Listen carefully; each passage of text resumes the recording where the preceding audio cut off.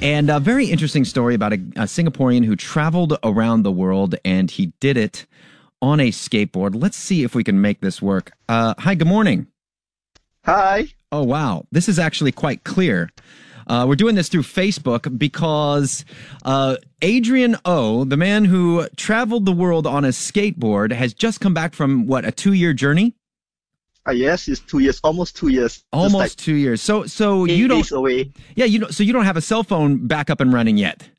Nope, I canceled my line 2 years ago when I left Singapore. Wow. So well, understandably, no point in paying for it, right?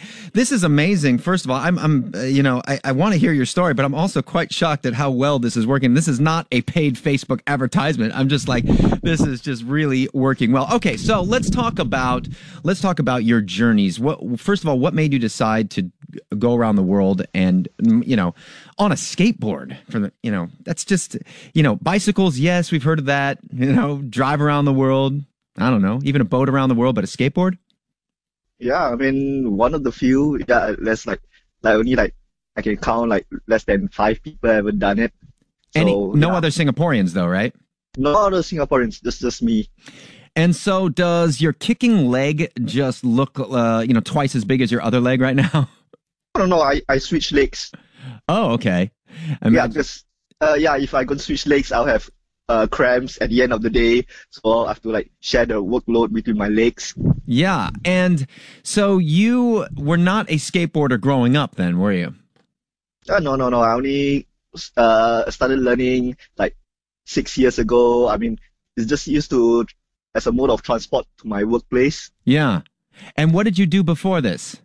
I'm a teacher. A teacher? Special needs, special education teacher. That's awesome. So I saw the picture of you cruising around the world. You did it with a baby stroller to hold your gear?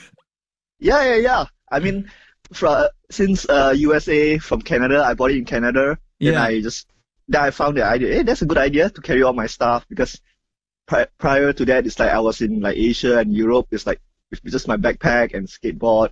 So every night my back will hurt and so on. So I decided.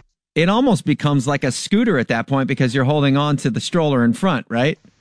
Yes. And it comes, best of all, it comes so I can go descend a mountain pass safely. Oh, did you say it comes with brakes? Yeah, yep. Oh, that's a great idea. So when you're going downhill, you don't have to sit down on the board and use your feet. You can just apply the brakes. Yeah. Love it. So that's the best part of it. Well, what I found to be very interesting about your story in your travels around the world is that you found that there were people, in certain countries that you might have heard stories about that, okay, this is a dangerous place to be, but you found so much kindness and people and warmth and people taking you in, right? Yes. I mean, all along Central America and South America, I've been staying in fire stations, hospitals. So when you say staying in fire stations, you mean how would that come about? They would see you skating and be like, "Hey, you can hang out with us for the night." How does that come about? No. I just walk up to the fire station and just ask for permission whether if I can camp. Okay. So normally they have a backyard outside, so they were okay, sure.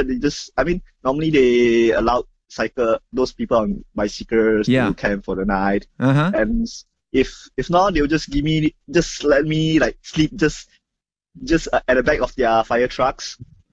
Wow, that is really cool. So it must have been an amazing experience. So do you have any favorite country? My favorite, I would say Peru and Bolivia. Peru and Bolivia. And what were the people like there? Oh, I mean, up in the Andes Mountain, the rural side, every day they have parties, festivals, dancing around. And it's, every day when I pass through a small town, so everybody will all gather, I'm the center of attractions, And so did you, I guess you're spreading the Singapore word to all these people, and I bet they had so many questions about what Singapore was like. The thing is, they don't know where is Singapore. It's Singapore, they think it's China or Japan, Korea, of course. So I have to sometimes to pinpoint to them below Malaysia and Indonesia. Right, and then they say, "Where's Malaysia?" Yeah, they still don't get it. Then Asia is just China, Japan, Korea, and India. Yeah. So wait, so any particular favorite story of your travels? Like meeting somebody or seeing something or a party you went to? Oh, it's like one funny story is like in Bolivia, I was like skating through after like 100 kilometers, finding a place to camp at the end of the day. So I walk into a like 100 kilometers? yeah. I mean that's the like average day. You would skate every day, average 100 kilometers. How? No, not really $100 kilometers. Depends. Sometimes Yeah. like there's nothing in the middle, so I do skate like that 100 kilometers. Okay. Some Okay. days I just do like 50. Okay. Okay. That's still a lot. Okay. So go ahead. What's the story? Yeah. So I walk into a compound. It's like I want to like ask permission, look around, ask for permission whether I can camp. And it's like, oh, I realize it's a school. So and it's already obviously closed for the day. So okay. But things are looking up the weather. It's like, oh, it's going to rain. I know it's going to rain. So it's either I camp outside, endure the rain, or just trespass the school.